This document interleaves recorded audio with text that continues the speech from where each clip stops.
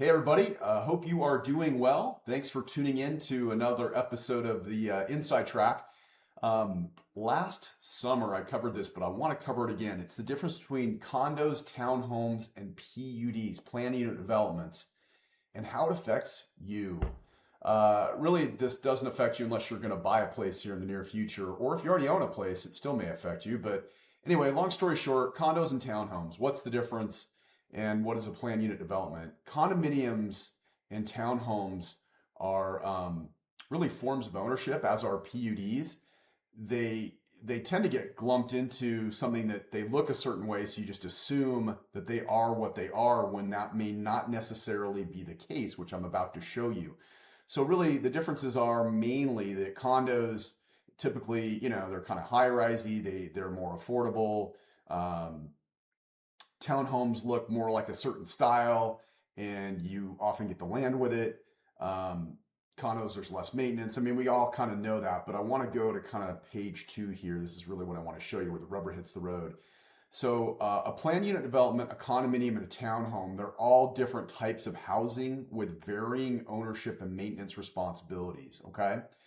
A PUD, with a PUD, the owners typically own the land and the structure, while a condominium, the owners typically own the interior of their unit, which is why you need insurance just for the inside only, almost like a renter's policy, but it's called a walls-in policy. But the association owns the actual land in the common areas. Now, where the rubber really hits the road is townhomes themselves. They can either be a PUD, planned unit development, or a condo, with the difference being who owns the land underneath. Okay. So with a townhome, just because you look at it, you can't just assume that it is a planned unit development or that it is a townhome. So if you look at this one down here, it shows on the MLS, it's a townhome, it's an end unit, it was built in 96.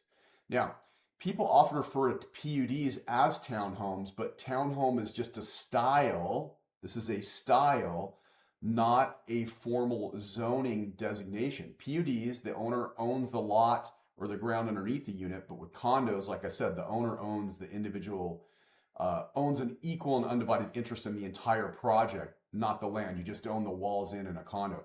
So looking at this right here, it is a townhome, right? It's a beautiful place. It's a twin home style. There's a unit on this side, and then not in the picture over here, there's another unit. Townhome looks like it's a PUD. Well, reality is this actually is a condominium. And why that's a big deal is condominiums, unless you put 25% down, you've got a hit from the government. There's more risk in a condominium. If this was a PUD, it would not be subject to that.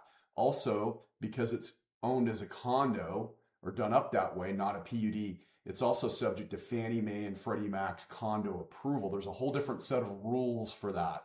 So again, at the end of the day, how does this affect you? If possible, you want to do PUDs because there's less hoops and there's not a hit from the government if you put less than 25% down. They don't consider those as risky as a condominium. Again, a condominium is a style, not a style of home ownership, not a style of property, but a form of home ownership. So I've probably thoroughly confused you on this, and if so, well, so be it. But the point is that you got to kind of do the legwork to see. Just because it's a townhome, it could be a PUD, it could be a condo. There is a big difference. The way you find out is you look at the legal description to see how it is characterized, if it says condominium or planned unit development. If you have questions on this or anything else, please reach out to me. I'll walk you through it because even real estate agents don't always know what they've got when it says townhome. Also, if you have your current interest rate is at 6.5% or higher, man, it's time for us to talk. Simply email me back your most recent PDF mortgage statement. I'll have a look at it. I'll let you know. So if you're 6.5 or higher, again, Salt Lake City, Salt Lake County, Davis County, Utah County, probably need to talk and see if we can make things a little bit better for you. As always, thank you for watching, and we'll talk to you soon. Take care.